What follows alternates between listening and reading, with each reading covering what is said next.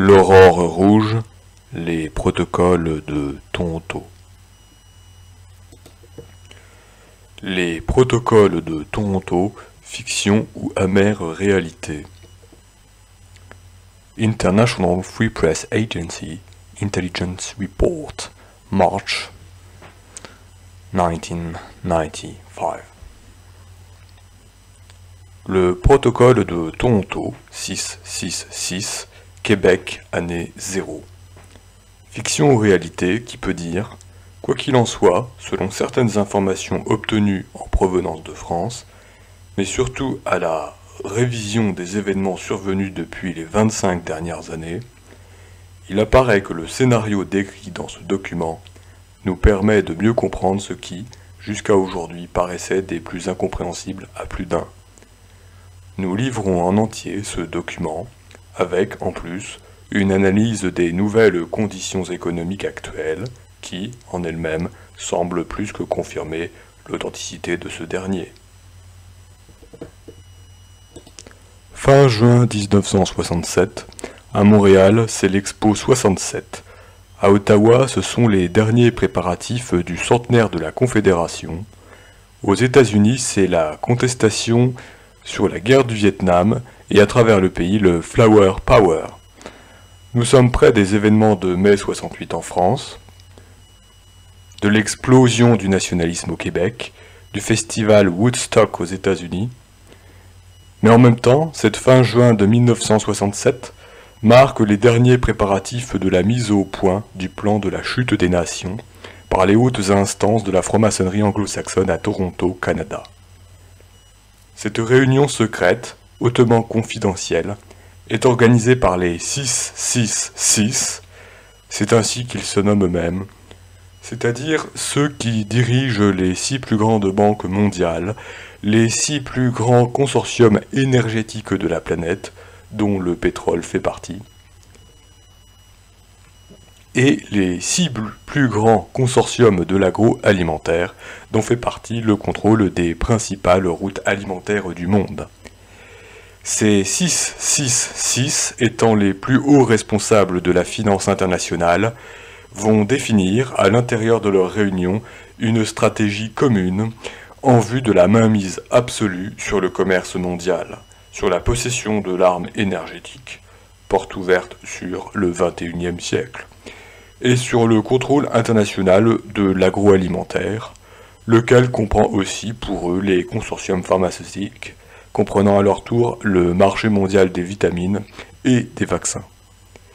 Leur plan se résume à 3 orientations majeures, l'économique, le politique et le social pour les années 70 et 80. S'il réussit, il doit irrémédiablement déboucher sur la prise du pouvoir mondial par la mise en place du nouvel ordre mondial, le même dont le président américain George Bush fera tant la promotion au début des années 90.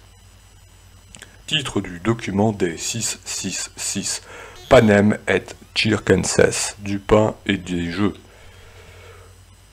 But du projet mondialiste, le génocide du vital au profit du rentable occulte. Moyen de financement du projet, entre autres se servir de l'aide humanitaire, de l'aide alimentaire internationale afin de financer les multinationales des 666.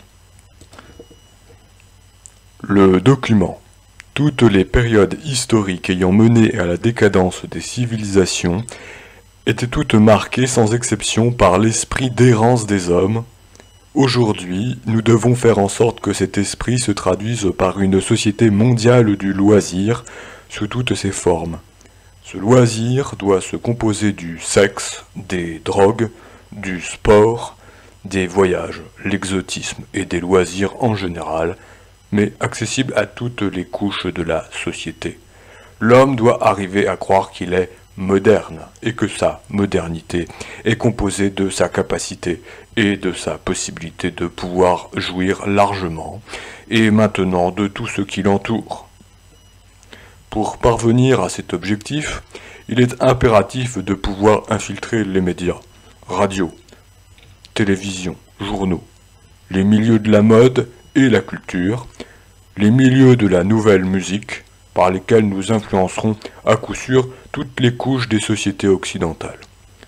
Ainsi, en tenant sous la coupe des sens la jeunesse, c'est-à-dire les adultes de demain, nous aurons par conséquent la voie libre pour infiltrer et transformer en profondeur, sans être inquiétés, le politique, le système légal et l'éducation, ce qui nous permettra de modifier en profondeur le cours, l'orientation future des sociétés visées par notre plan.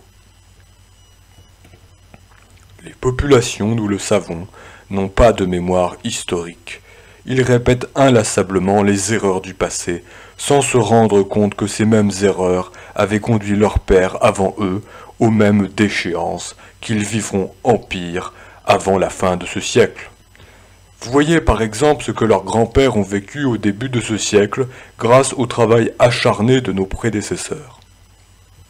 Après avoir connu sans limite la libération des mœurs, l'abolition de la morale, en d'autres mots l'errance de l'esprit, ils expérimentèrent la crise économique, puis la guerre.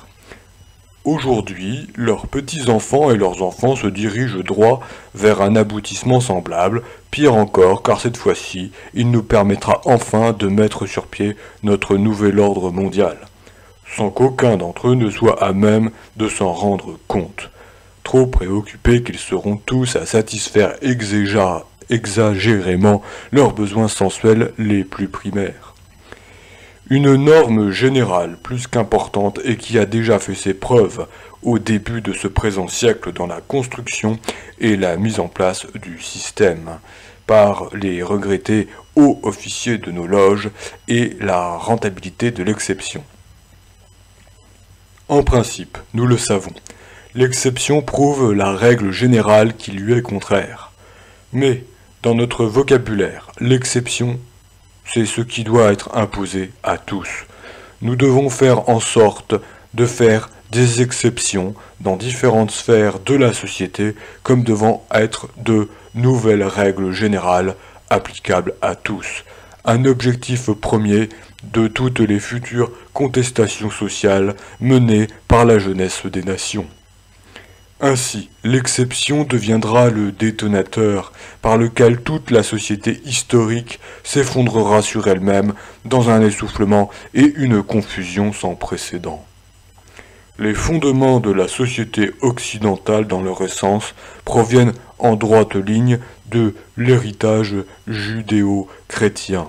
C'est précisément ce même héritage qui fit de la famille le nœud, la pierre angulaire de tout l'édifice social actuel. Nos prédécesseurs qui avaient financé les écrivains révolutionnaires de la fin du XIXe siècle et du début du XXe siècle avaient compris l'importance de fractionner, puis de faire éclater ce noyau vital s'ils voulaient, en Russie, parvenir à mettre en place le nouveau système communiste d'alors. Et c'est précisément ce qu'ils firent, en faisant minutieusement produire par les philosophes et les écrivains non conformistes de l'époque un manifeste à la gloire de l'État-Dieu, celui-ci ayant la primauté absolue sur l'individu et sur la famille. Pour aboutir avec certitude à la construction d'un gouvernement mondial, un nouvel ordre mondial communautaire, où tous les individus sans exception seront soumis à l'état mondial de l'ordre nouveau, nous devons en premier lieu faire disparaître la famille, ce qui entraînera du même coup la disparition des enseignements religieux ancestraux. Et en deuxième lieu, niveler tous les individus en faisant disparaître les classes sociales, en particulier les classes moyennes. Mais nous devons procéder de manière à ce que tous ces changements apparaissent comme étant issus de la volonté populaire, qu'ils aient l'apparence de la démocratie. En se servant de cas isolés, mais en les amplifiant à l'extrême, avec l'aide de contestations étudiantes noyautées par nous, de journalistes favorables à notre cause et de politiciens achetés, nous parviendrons à faire mettre en place de nouveaux organismes ayant toutes les apparences de la modernité, tel un bureau de la protection de l'enfance protégés par une charte des droits et libertés. Pour la réussite de notre plan mondial, le plan rouge, il nous faut faire implanter dans toutes les sociétés occidentales des années 70 des bureaux pour la protection de l'enfance. Bureaux dont les fonctionnaires, de jeunes intellectuels sans expérience, fraîchement sortis d'université où sont mis en évidence nos principes mondialistes, feront respecter à la lettre, sans discernement, la charte des droits de l'enfant. Qui osera s'opposer à cela sans en même temps être identifié aux barbaries du Moyen-Âge? Cette charte, laborieusement mise au point dans nos loges, nous permettra enfin de réduire à néant toute autorité parentale en faisant éclater la famille en individus farouchement opposés les uns aux autres pour la protection de leurs intérêts personnels. Elle encouragera les enfants à dénoncer des parents trop autoritaires parce que trop traditionnels, trop religieux. Elle contribuera ainsi à soumettre les parents à une psychose collective de la peur, ce qui provoquera inéluctablement, d'une manière générale dans la société, un relâchement de l'autorité parentale. Ainsi, nous aurons réussi, dans un premier temps, à produire une société semblable à celle de la Russie des années 50, où les enfants dénonçaient à l'État leurs parents, et cela sans que personne ne s'en aperçoive.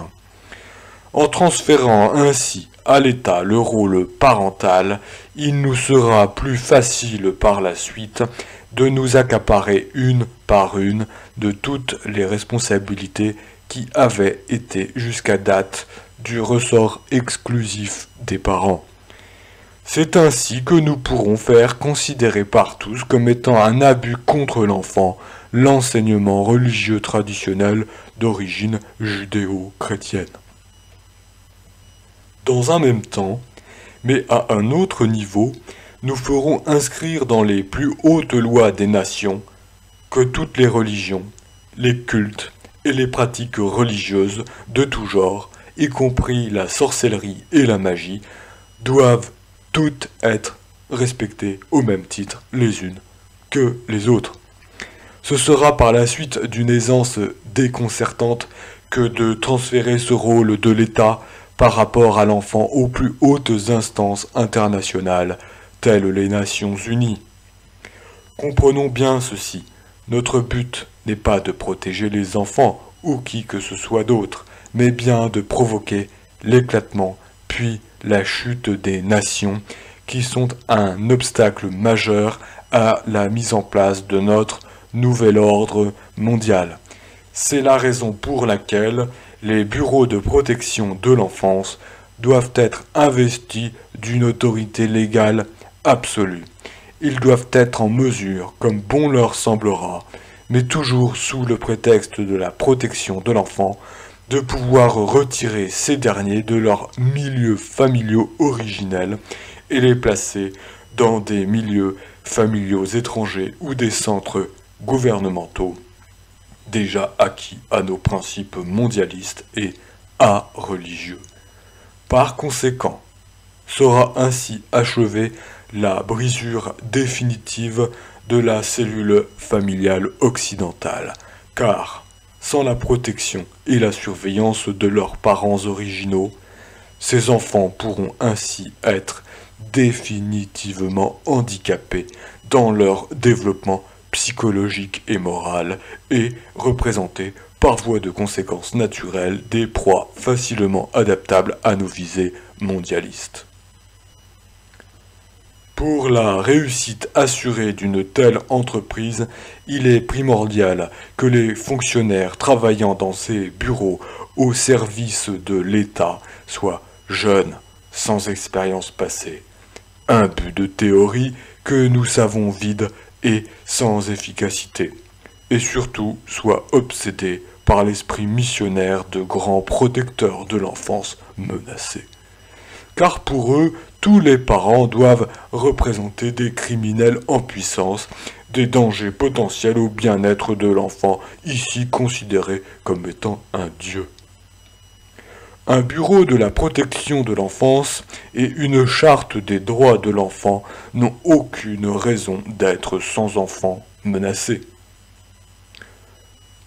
De plus, les exceptions et les exemples historiques utilisés pour leur mise en place finiraient tôt ou tard par disparaître s'ils n'étaient pas constamment alimentés par de nouveaux cas se produisant sur une base continue. En ce sens, nous devons infiltrer le système d'éducation des nations pour y faire disparaître, sous le couvercle de la modernité et de l'évolution, l'enseignement de la religion, de l'histoire, de la bienséance, tout en diluant en même temps, sous une avalanche d'expérimentations nouvelles dans le milieu de l'éducation, celui de la langue et des mathématiques. De cette manière, en enlevant aux jeunes générations toute base et toute frontière morale, toute connaissance du passé, donc toute fierté nationale, donc tout respect d'autrui, tout pouvoir par la connaissance du langage et des sciences, donc sur la réalité, nous contribuerons à fabriquer une jeunesse largement disposée à toutes les formes de délinquance. Dans ce nouvel univers morcelé par la peur des parents et leur abandon de toute responsabilité face à leur enfant, nous aurons la voie libre pour former à notre manière et selon nos objectifs premiers une jeunesse où l'arrogance, le mépris, l'humiliation d'autrui seront considérés comme étant les nouvelles bases de l'affirmation de soi et de la liberté. Mais nous savons à même l'expérience du passé qu'une jeunesse semblable est d'ores et déjà condamnée à son autodestruction car celle-ci est foncièrement individualiste, donc anarchiste par définition. En ce sens, elle ne peut aucunement représenter une base solide pour la continuité de quelque société que ce soit, et encore moins une valeur sûre pour la prise en charge de ces vieillards. Dans la même foulée, il est aussi impératif de faire créer une charte des droits et libertés individuelles et des bureaux de protection du citoyen, en faisant miroiter aux masses que ces innovations font partie intégrante de la modernité des sociétés nouvelles du XXe siècle. De la même manière, et en même temps, mais à un autre niveau, faire voter de nouvelles lois pour le respect et la liberté individuelle.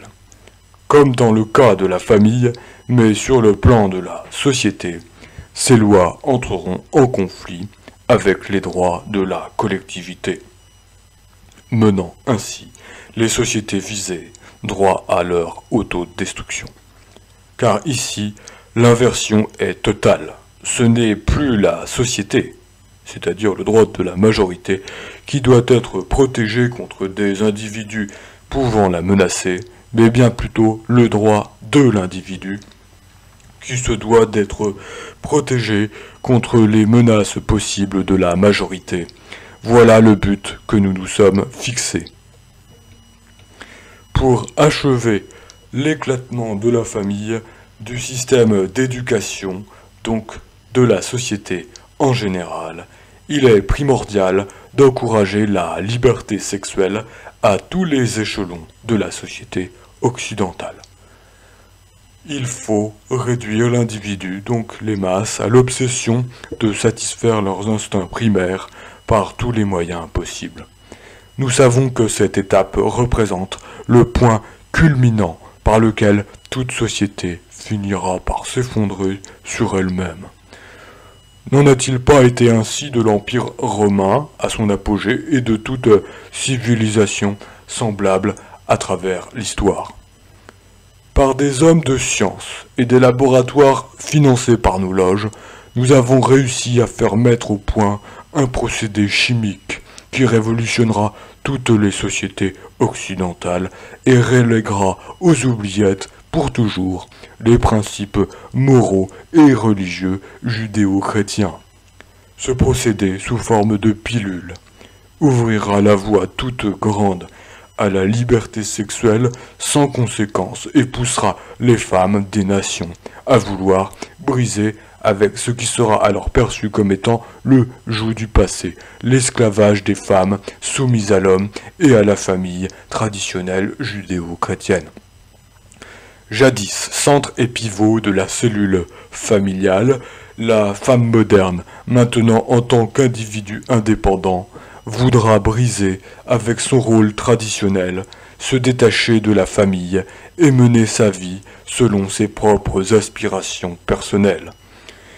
Rien de plus naturel, nous le savons, mais là où nous interviendrons fortement, ce sera d'infiltrer tous les nouveaux mouvements de contestation féminin en poussant leur logique jusqu'à ses extrêmes limites de conséquences, et ces limites se trouvent déjà inscrites dans l'éclatement définitif de la famille traditionnelle et de la société judéo-chrétienne.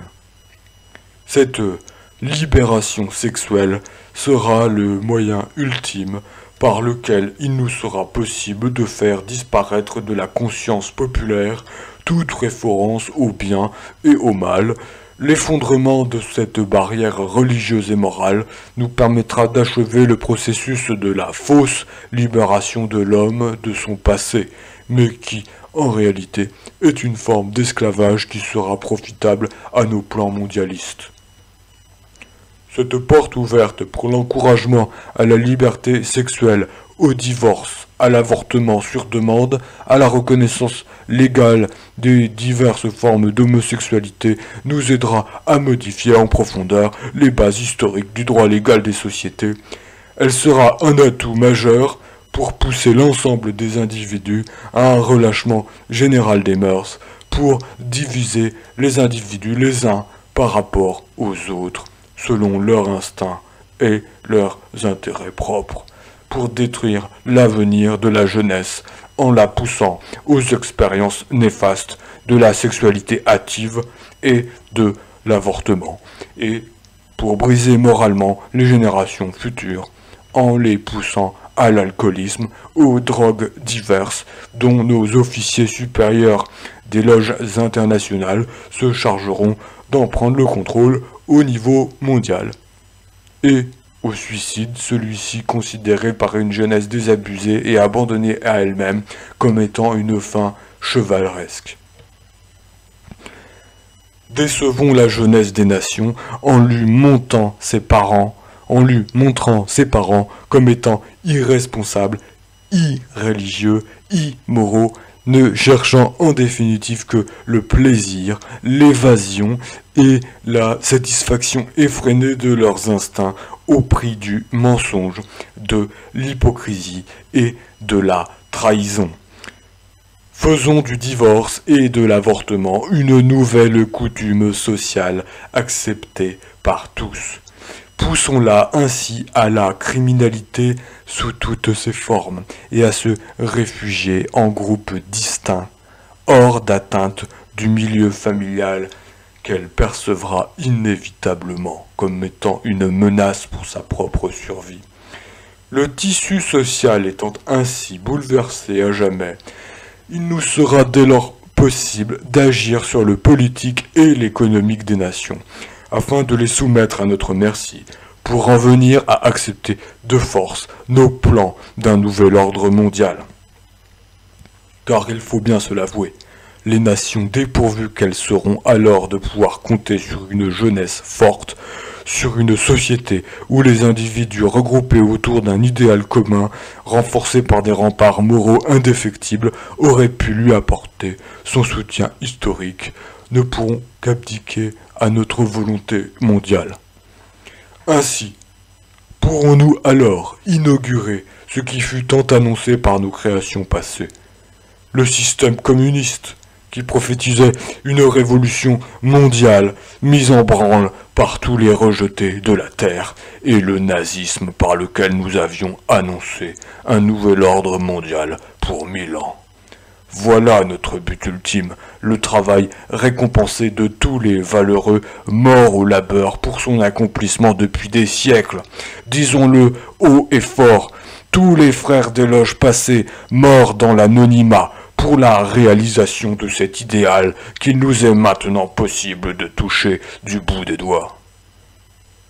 Il est bien reconnu par tous que l'homme, une fois après avoir assuré ses besoins primaires, nourriture, habillement et gîte, est beaucoup plus enclin à être moins vigilant.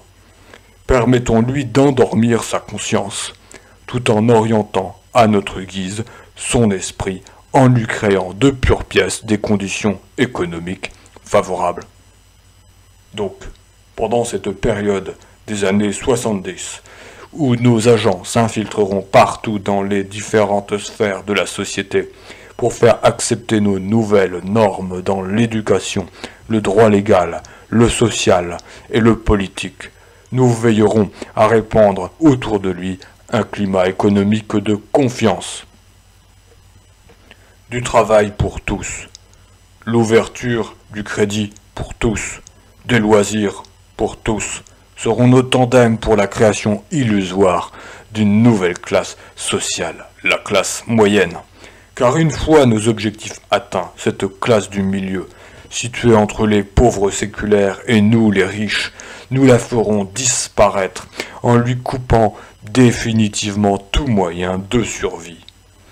En ce sens, nous ferons des États-nations les nouveaux parents des individus, à travers ce climat de confiance où nos agents internationaux auront fait le nécessaire pour écarter tout spectre de guerre mondiale. Nous encouragerons la centralisation à outrance pour l'État.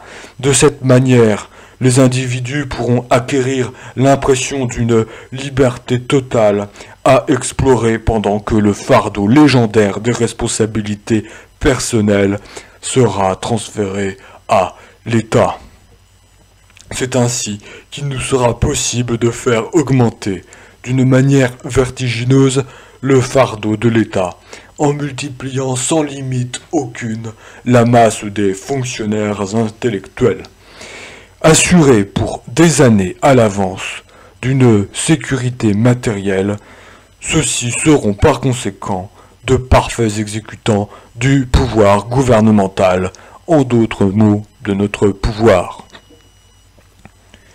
Créer ainsi une masse impressionnante de fonctionnaires qui, à elle seule, formera un gouvernement dans le gouvernement, quel que soit le parti politique qui sera alors au pouvoir. Cette machine anonyme pourra nous servir un jour de levier lorsque le moment sera venu pour accélérer l'effondrement économique des États-nations, car ceux-ci ne pourront pas indéfiniment supporter une telle masse salariale sans devoir s'endetter au-delà de leurs moyens. D'un autre côté, cette même machine qui donnera une image froide et insensible de l'appareil gouvernemental, cette machine complexe et combien inutile dans beaucoup de ses fonctions, nous servira de paravent et de protection contre les populations. Car qui osera s'aventurer à travers les dédales d'un tel labyrinthe en vue de faire valoir ses doléances personnelles ? Toujours pendant cette période d'étourdissement général, nous en profiterons aussi pour racheter ou éliminer, selon les nécessités du moment, tous les dirigeants d'entreprise, les responsables des grands organismes d'État, les centres de recherche scientifique dont l'action et l'efficacité risqueraient de donner trop de pouvoir aux États-nations. Il ne faut absolument pas que l'État devienne une force indépendante en elle-même qui risquerait de nous échapper et de mettre en danger nos plans ancestraux. nous veillerons aussi à avoir une mainmise absolue sur toutes les structures supranationales des nations. Ces organismes internationaux doivent être placés sous notre juridiction absolue. Dans le même sens, et pour garantir la rentabilité de notre influence auprès des populations, nous devrons contrôler tous les médias d'information. Nos banques verront donc à ne financer que ceux qui nous sont favorables, tandis qu'elles superviseront la fermeture des plus récalcitrants. Cela devrait en principe passer presque inaperçu dans les populations absorbées qu'elles seront par leur besoin de faire plus d'argent et de se divertir. Nous devrons nous occuper à finaliser dès maintenant la phase de dérégionalisation des régions rurales amorcée au début de la crise économique de 1929. Surpeupler les villes était notre tandem de la révolution industrielle. Les propriétaires ruraux, par leur indépendance économique, leur capacité à produire la base de l'alimentation des États, sont une menace pour nous et nos plans futurs. Entassés dans les villes, ils seront plus dépendants de nos industries pour survivre. Nous ne pouvons nous permettre l'existence de groupes indépendants de notre pouvoir. Donc, éliminons les propriétaires terriens en faisant d'eux des esclaves obéissants des industries étant sous notre contrôle. Quant aux autres, permettons-leur de s'organiser en coopératives agricoles que nos agents infiltreront pour mieux les orienter selon nos priorités futures. À travers l'État, attachons-nous à bien mettre en évidence le respect obligatoire de la diversité des cultures, des peuples, des religions, des ethnies, qui sont autant de moyens pour nous pour faire passer la liberté individuelle avant la notion d'unité nationale, ce qui nous permettra de mieux diviser les populations des États-nations et ainsi les affaiblir dans leur autorité et dans leur capacité de manœuvrer. Poussé à ses extrêmes limites, mais sur le plan international, ce concept dans le futur poussera les ethnies des différentes nations à se regrouper pour revendiquer individuellement chacune leur propre part du pouvoir, ce qui achèvera de ruiner les nations et les fera éclater dans des guerres interminables. Lorsque les États-nations seront ainsi affaiblis par autant de luttes intestines, toutes fondées sur la reconnaissance des droits des minorités à leur indépendance, que les nationalistes divisés en différentes factions culturelles et religieuses s'opposeront aveuglément dans des luttes sans issue, que la jeunesse aura totalement perdu contact avec ses racines, alors nous pourrons nous servir des Nations Unies pour commencer à imposer notre nouvel ordre mondial. D'ailleurs, à ce stade-là, les idéaux humanitaires, sociaux et historiques des États-nations auront depuis longtemps éclaté sous la pression des divisions intérieures. Fin du document des 666 daté de fin juin 1967.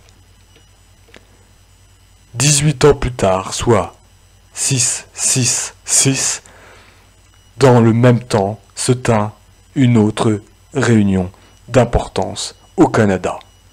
Le groupe des 666 se réunit encore une fois à Toronto à la fin de juin 1985, mais cette fois-ci afin de finaliser les dernières étapes devant déboucher et sur la chute des États-nations et sur la prise du pouvoir international par les Nations Unies.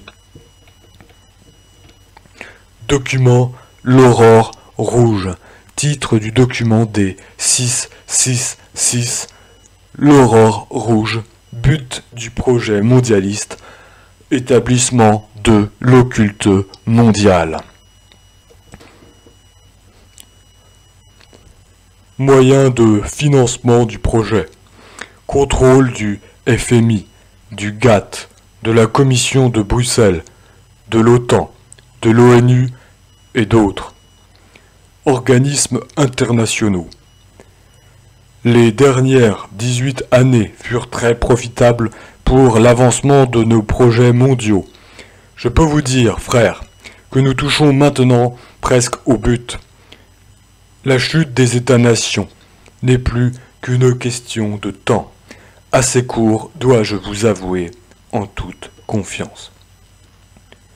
Grâce à nos agents d'infiltration et à nos moyens financiers colossaux, des progrès sans précédent ont maintenant été accomplis dans tous les domaines de la science et de la technologie, dont nous contrôlons financièrement les plus grandes corporations.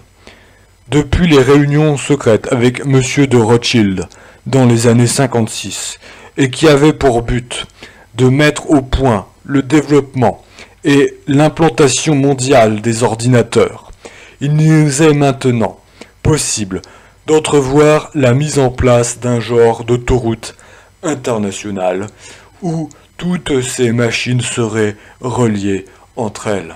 Car, comme vous le savez déjà, le contrôle direct et individuel des populations de la planète serait à tout le moins totalement impossible sans l'usage des ordinateurs et leur rattachement électronique les uns par rapport aux autres en un vaste réseau mondial. Ces machines d'ailleurs ont l'avantage de pouvoir remplacer des millions d'individus. De plus, elles ne possèdent ni conscience ni morale aucune, ce qui est indispensable pour la réussite d'un projet comme le nôtre. Surtout, ces machines accomplissent, sans discuter, tout ce qui leur est dicté. Elles sont des esclaves parfaits dont ont tant rêvé nos prédécesseurs, mais sans qu'ils aient été à même de se douter qu'un jour il nous serait possible d'accomplir un tel prodige. Ces machines sans patrie, sans couleur, sans religion, sans appartenance politique, sont l'ultime accomplissement et outil de notre nouvel ordre mondial. Elles en sont la pierre angulaire. L'organisation de ces machines en un vaste réseau mondial dont nous contrôlerons les leviers supérieurs nous servira à immobiliser les populations. Comment ? Comme vous le savez, la structure de base de notre nouvel ordre mondial est composée dans son essence d'une multitude de réseaux divers, couvrant chacun toutes les sphères de l'activité humaine sur toute l'étendue de la planète. Jusqu'à ce jour, tous ces réseaux étaient reliés entre eux par une base idéologique commune, celle de l'homme comme étant le centre et l'ultime accomplissement de l'univers. Ainsi, grâce à tous ces réseaux unis par le lien de la nouvelle religion de l'homme pour l'homme, nous avons pu facilement infiltrer tous les secteurs humains dans tous les pays occidentaux et en modifier la base judéo-chrétienne. Le résultat est qu'aujourd'hui, cet homme, qu'il fasse partie du politique, de l'économique, du social, de l'éducation, du scientifique ou du religieux, a déjà depuis notre dernière réunion de fin juin 67 abandonné son héritage passé pour le remplacer par notre idéal d'une religion mondiale basée uniquement sur l'homme.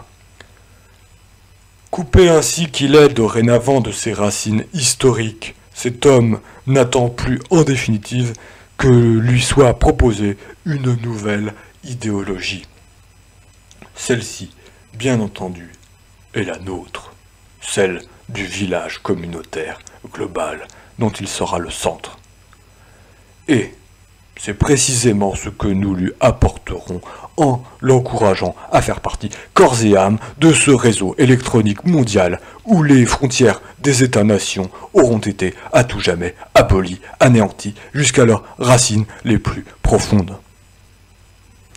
Pendant que cet homme égaré sera absorbé par son enthousiasme aveugle à faire partie de sa nouvelle communauté mondiale, en faisant partie de ce vaste réseau d'ordinateurs. Pour notre compte, nous verrons à partir des leviers supérieurs qui lui seront cachés, à le ficher, à l'identifier, à le comptabiliser et à le rentabiliser selon nos propres objectifs. Car À l'intérieur de cette nouvelle société globale, aucun individu ayant un potentiel de rentabilité pour nous ne pourra nous échapper. L'apport constant de la technologie électronique devra nous assurer de tous les moyens pour ficher, identifier et contrôler tous les individus des populations de l'Occident. Quant à ceux qui ne représenteront aucune rentabilité exploitable, nous verrons à ce qu'ils s'éliminent d'eux-mêmes à travers toutes les guerres intestines locales que nous aurons pris soin de faire éclater ici et là, en nous ayant servi et de la chute de l'économie des États-nations et des oppositions et des revendications des divers groupes composant ces mêmes États. Voici donc la manière détaillée par laquelle nous procéderons d'ici 1998 pour paver la route à la naissance de notre gouvernement mondial. Petit 1. Décupler la société des loisirs, qui nous a été si profitable à date. En nous servant de l'invention du vidéo que nous avons financé et des jeux qui lui sont rattachés, finissons de pervertir la morale de la jeunesse. Offrons-lui la possibilité de satisfaire maintenant tous ses instincts. Un être possédé par ses sens et esclave de ceux-ci, nous le savons, n'a ni idéal, ni force intérieure pour défendre quoi que ce soit. Il est un individualiste par nature et représente un candidat parfait que nous pouvons modeler aisément selon nos désirs et nos priorités. D'ailleurs, rappelez-vous avec quelle facilité nos prédécesseurs ont pu orienter toute la jeunesse allemande au début du siècle en se servant du désabusement de cette dernière. Deuxième point. Encourager la contestation étudiante pour toutes les causes rattachées à l'écologie. La protection obligatoire de cette dernière sera un atout majeur le jour où nous aurons poussé les États-nations à échanger leurs dettes intérieures contre la perte de 33% de tout leur territoire demeuré à l'état sauvage. Troisième point. Comblons le vide intérieur de cette jeunesse en l'initiant dès son tout jeune âge à l'univers des ordinateurs. Utilisons pour cela son système d'éducation, un esclave au service d'un autre esclave que nous contrôlons. Quatrième point. Sur un autre plan, établissons le libre-échange international comme étant une priorité absolue pour la survie économique des États-nations. Cette nouvelle conception économique nous aidera à accélérer le déclin des nationalistes de toutes les nations, à les isoler en factions diverses et au moment voulu, à les opposer farouchement les uns aux autres dans des guerres intestines qui achèveront de ruiner ces nations. Cinquième point. Pour nous assurer à tout prix de la réussite d'une telle entreprise, faisons en sorte que nos agents déjà infiltrés dans les ministères des Affaires intergouvernementales et de l'immigration des États-nations fassent modifier en profondeur les lois de ces ministères. Ces modifications viseront essentiellement à ouvrir les portes des pays occidentaux à une immigration de plus en plus massive à l'intérieur de leurs frontières, immigration que nous aurons d'ailleurs provoquée en ayant pris soin de faire éclater ici et là de nouveaux conflits locaux. Par des campagnes de presse bien orchestrées dans l'opinion publique des États-nations ciblés, nous provoquerons chez celles-ci un afflux important de réfugiés qui aura pour effet de déstabiliser leur économie intérieure et de faire augmenter les tensions raciales à l'intérieur de leur territoire. Nous verrons à faire en sorte que des groupes d'extrémistes étrangers fassent partie de ces afflux d'immigrants, ce qui facilitera la déstabilisation politique, économique et sociale des nations visées. Ce libre-échange, qui en réalité n'en est pas un, car il est déjà contrôlé par nous tous au sommet de la hiérarchie économique, noyautons-le en 3 commissions latérales, celle de l'Asie, celle de l'Amérique, celle de l'Europe. Il nous apportera la discorde à l'intérieur des États-nations par la hausse du chômage relié aux restructurations de nos multinationales. Transférons lentement. Septième point. Transférons lentement, mais sûrement, nos multinationales dans de nouveaux pays acquis à l'idée de l'économie de marché, tels les pays de l'Est de l'Europe, en Russie et en Chine, par exemple. Nous nous fichons bien, pour l'instant, si leur population représente ou non un vaste bassin de nouveaux consommateurs. Ce qui nous intéresse, c'est d'avoir accès en premier lieu à une main-d'œuvre esclave, à bon marché et non syndiquée, que nous offrent ces pays et ceux du tiers-monde. D'ailleurs, leurs gouvernements ne sont-ils pas mis en place par nous? Ne font-ils pas appel à l'aide étrangère et auprès de notre Fonds monétaire international et de notre Banque mondiale? Ces transferts offrent plusieurs avantages pour nous. Ils contribuent à entretenir ces nouvelles populations dans l'illusion d'une libération économique, d'une liberté politique, alors qu'en réalité nous les dominerons par l'appétit du gain et un endettement dont ils ne pourront jamais s'acquitter.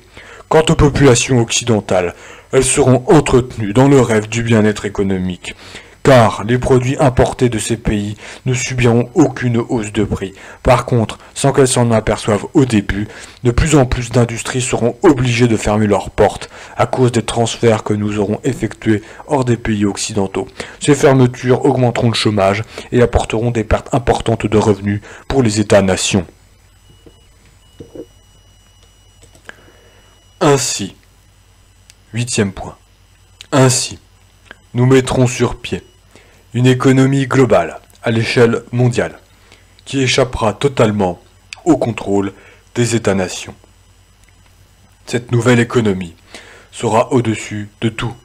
Aucune pression politique ou syndicale ne pourra avoir de pouvoir sur elle. Elle dictera ses propres politiques mondiales et obligera à une réorganisation politique, mais selon nos priorités à l'échelle mondiale. Neuvième point. Par cette économie indépendante, n'ayant de loi que nos lois, nous établirons une culture de masse mondiale. Par le contrôle international de la télévision, des médias, nous instituerons une nouvelle culture. Mais, nivelée, uniforme pour tous, sans qu'aucune création future ne nous échappe. Les artistes futurs seront à notre image ou bien ne pourront survivre. Fini donc ce temps où des créations culturelles indépendantes mettaient à tout moment en péril nos projets mondialistes, comme cela fut si souvent le cas dans le passé. Dixième point. Par cette même économie, il ne sera alors possible de nous servir des forces militaires des États-nations, telles celles des États-Unis, dans des buts humanitaires. En réalité, ces forces nous serviront à soumettre des pays récalcitrants à notre volonté. Ainsi, les pays du tiers-monde et d'autres semblables à eux ne pourront pas être en mesure d'échapper à notre volonté de nous servir de leur population comme main-d'œuvre esclave. Onzième point. Pour contrôler le marché mondial, nous devons détourner la productivité de son but premier. Libérer l'homme de la dureté du travail. Nous l'orienterons en fonction de la retourner contre l'homme, en asservissant ce dernier à notre système économique, où il n'aura pas le choix de devenir notre esclave et même un futur criminel. Douzième point. Tous ces transferts à l'étranger de nos multinationales et la réorganisation mondiale de l'économie auront pour but, entre autres, de faire grimper le chômage dans les pays occidentaux.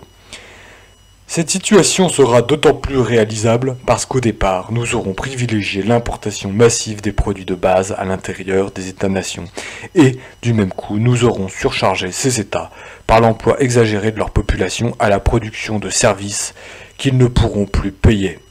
Ces conditions extrêmes multiplieront par millions les masses d'assistés sociaux de tout genre, d'illettrés, de sans-abri. 13e point.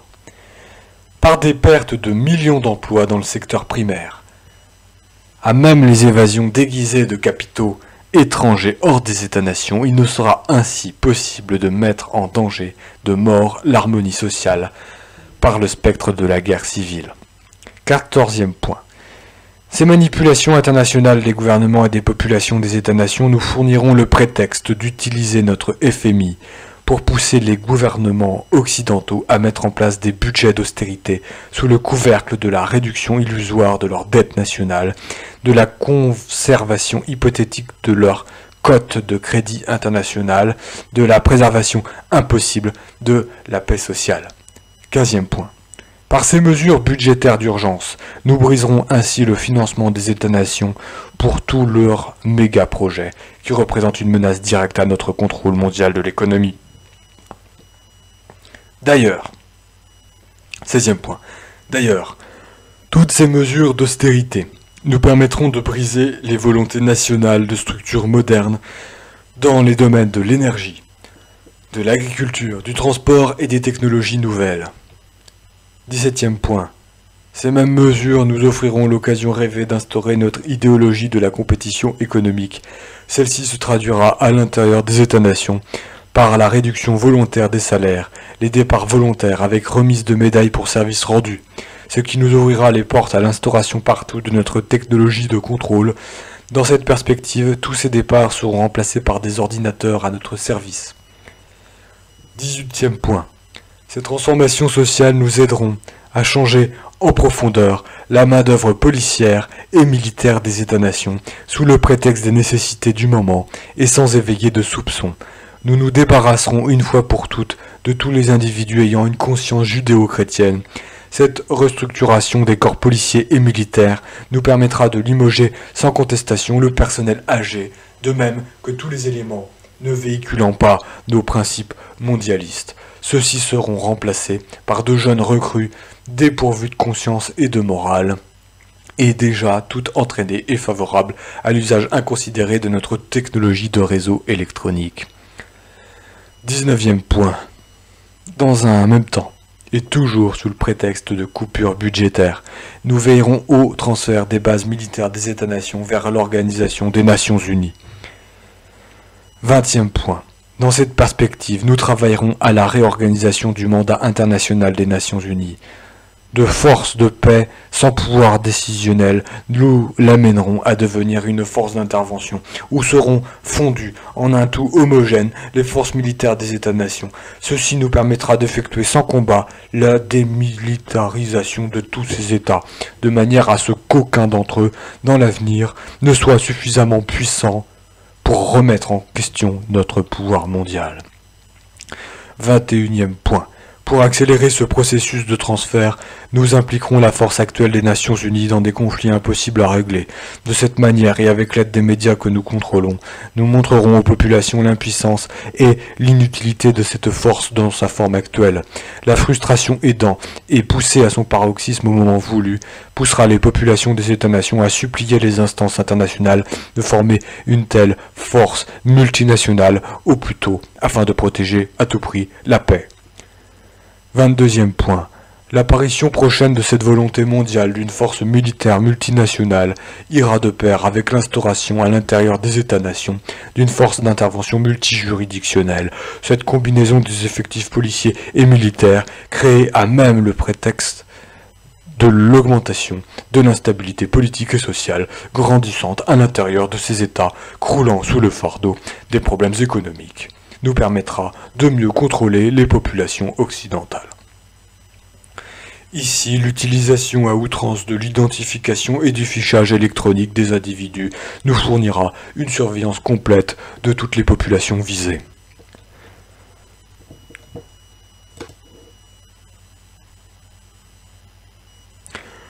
« 23e point. Cette réorganisation policière et militaire intérieure et extérieure des États-nations permettra de faire converger le tout vers l'obligation de la mise en place d'un centre mondial judiciaire. Ce centre permettra aux différents corps policiers des États-nations d'avoir rapidement accès à des banques de données sur tous les individus potentiellement dangereux pour nous sur la planète. L'image d'une meilleure efficacité judiciaire et les liens de plus en plus étroits créés et entretenus avec le militaire nous aideront à mettre en valeur la nécessité d'un tribunal international doublé d'un système judiciaire mondial, l'un pour les affaires civiles et criminelles individuelles et l'autre pour les nations.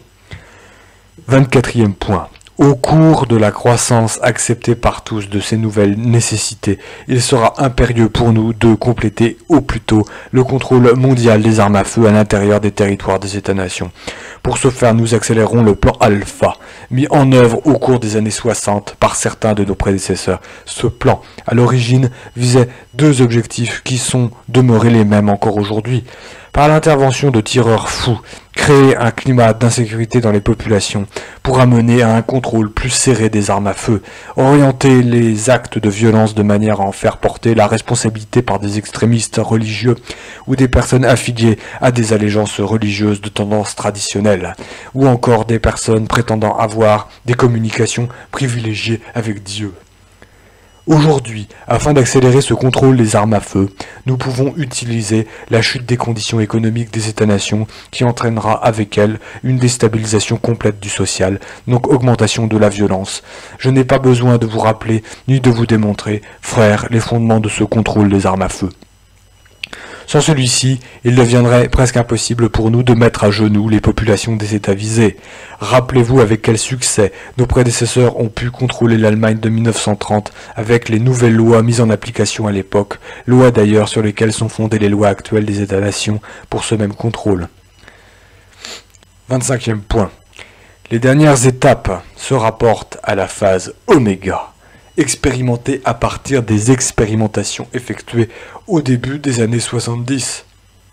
Elle renferme la mise en application à l'échelle mondiale des armes électromagnétiques, les changements de climat entraînant la destruction des récoltes, la faillite dans ces conditions des terres agricoles, la dénaturation par moyens artificiels des produits alimentaires de consommation courante, l'empoisonnement de la nature par une exploitation exagérée et inconsidérée, et l'utilisation massive de produits chimiques dans l'agriculture.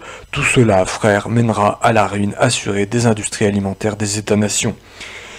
L'avenir du contrôle des populations de ces États passe obligatoirement par le contrôle absolu, par nous, de la production alimentaire à l'échelle mondiale et par la prise de contrôle des principales routes alimentaires de la planète.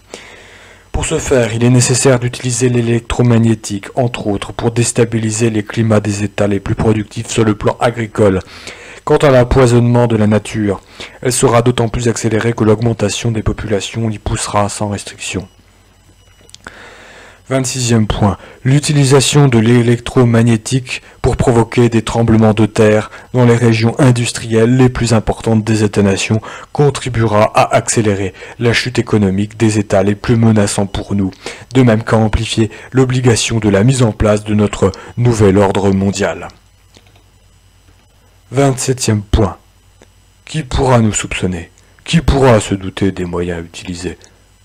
Ceux qui oseront se dresser contre nous en diffusant de l'information quant à l'existence et au contenu de notre conspiration deviendront suspects aux yeux des autorités de leur nation et de leur population. Grâce à la désinformation, aux mensonges, à l'hypocrisie et à l'individualisme que nous avons créés au sein des peuples des États-nations, l'homme est devenu un ennemi pour l'homme. Ainsi, ces individus indépendants, qui sont des plus dangereux pour nous, justement à cause de leur liberté, seront considérés par leurs semblables comme étant des ennemis et non des libérateurs. L'esclavage des enfants, le pillage des richesses du tiers-monde, le chômage, la propagande pour la libération de la drogue, l'abrutissement de la jeunesse des nations, l'idéologie du respect de la liberté individuelle diffusée au sein des églises judéo-chrétiennes et à l'intérieur des États-nations, l'obscurantisme considéré comme une base de la fierté, les conflits interethniques et notre dernière réalisation, les restrictions budgétaires, tout cela nous permet enfin de voir l'accomplissement ancestral de notre rêve, celui de l'instauration de notre nouvel ordre mondial. Fin du document de fin juin 1985. Conclusion. Alors, le protocole de Toronto 666, mythe ou réalité? Ce serait encore de demander si le meilleur des mondes est lui aussi un mythe ou une réalité, même s'il s'agit d'un roman. Pourtant, son auteur, à savoir Aldous Huxley, a lui aussi eu accès à des documents d'époque pour le créer. Son auteur savait bien que la révélation, la diffusion des informations qu'il possédait, mais sous une autre forme que celle du roman, aurait éveillé chez les populations beaucoup plus de méfiance que d'acceptation. Et combien d'autres auteurs ont dû eux aussi user du même stratagème pour avertir leurs contemporains et les générations futures. Alors, le protocole de Toronto 666, mythe ou réalité? L'urgence de la situation actuelle, celle engendrée par le début des restrictions budgétaires qui marquent le commencement de la fin, la réalisation proche du nouvel ordre mondial occulte, ne permettait pas la rédaction d'un roman, ce qui aurait pris trop de temps dans le contexte présent. Mais l'impact provoqué quant à la révélation de ces documents est tout de même important, car leur publication aura pour effet de placer sur la défensive ceux qui en sont à l'origine. Ce qui est souhaité ici, c'est qu'au-delà de la désinformation véhiculée et entretenue par des politiciens sans scrupules et par des gens apeurés face à la possibilité de perdre des intérêts personnels, chaque lecteur puisse réfléchir, se regrouper avec d'autres semblables à lui et prendre maintenant des moyens pour survivre face à ce qui vient. Même si ma vie est en danger à cause de la diffusion d'informations comme celle-ci, la vôtre l'est encore plus par l'ignorance de ces mêmes informations. Alors, le protocole de Toronto 666, mythe ou réalité? À vous de répondre.